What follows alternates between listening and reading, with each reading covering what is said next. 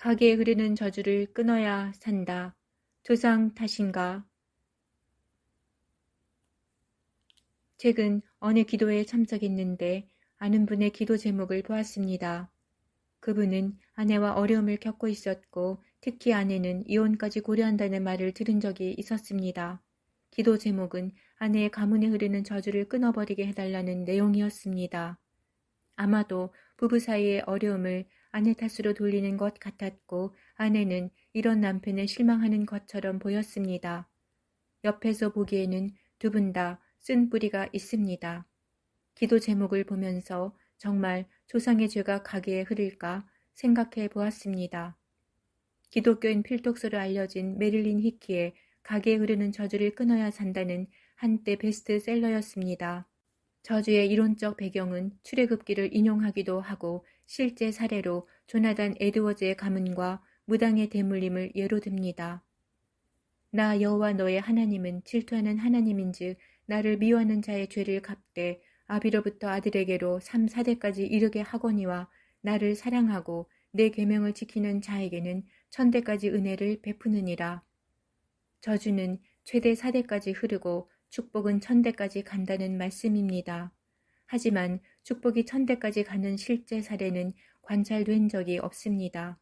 다윗의 후손만 해도 20명의 왕 중에 12명은 악한 왕이었습니다. 선한 왕으로 평가받는 히스기야는 가장 악한 므낫세를 낳았고 가장 지혜로웠던 솔로몬은 어리석은 르호보암을 낳았습니다. 그러나 악한 므낫세의 조부와 붙인 아몬 왕에게서 선한 왕 요시아가 나왔습니다. 에스겔서는 저주 승계 이론을 반대하고 있습니다. 하나님은 먼저 속담을 인용하며 잘못된 생각을 교정하려고 하십니다. 너희가 이스라엘 땅에 관한 속담에 이르기를 아버지가 신 포도를 먹었으므로 그의 아들의 이가 시다고 함은 어찌 됨이냐. 아버지가 신 포도를 먹었는데 아들의 이가 시리다는 속담은 잘못된 논증입니다. 모든 영혼이 다 내게 속한지라 아버지의 영혼이 내게 속함같이 그의 아들의 영혼도 내게 속하였나니 범죄하는 그 영혼은 죽으리라. 내가 각 사람이 행한 대로 심판할지라.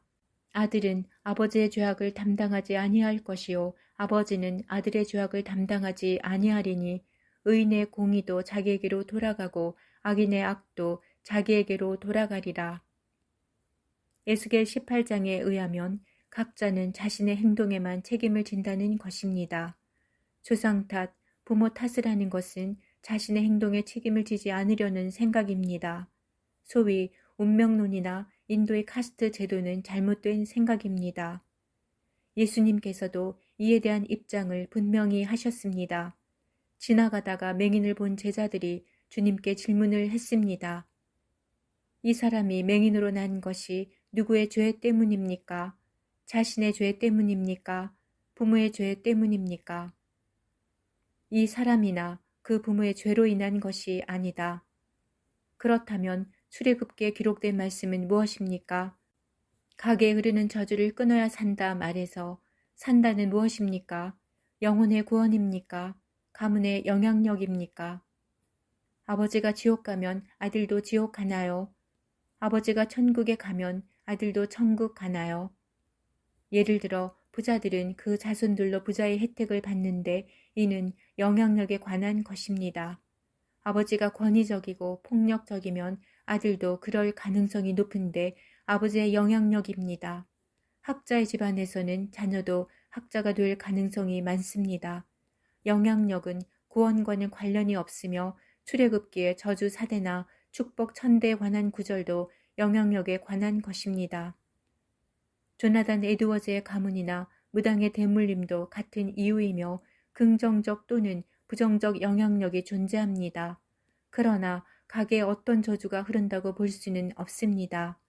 조상들의 죄를 대신 회개할 이유도 없습니다. 조상의 죄가 후손에게 전가되지 않는다고 에스겔이 기록했습니다. 앞에서 형제의 기도 제목에서 문제의 해결책은 조상의 죄를 해결하는 것이 아닙니다. 부부의 쓴뿌리에 관한 것입니다. 조상 탓을 하며 조상에게 핑계를 돌리는 대신 왜 배우자를 단지 긍휼히 여기고 사랑할 생각을 하지 않나요? 그 문제를 하나님께 가져가서 자신의 문제를 보게 해달라고 기도하지 않을까요? 조상이 어떻게 살았는가? 이것은 중요하지 않습니다. 오늘 이 순간 각자가 어떻게 사느냐가 중요하다는 것입니다. 한 사람의 영적 배경이 어떻든 간에 그 사람은 자신의 삶에 대한 책임만 지을 것입니다. 의인의 의도 자신에게로 돌아가고 악인의 악도 자신에게 돌아갑니다. 이것이 하나님의 판결에 대한 원리이자 공의와 정의에 관한 것입니다.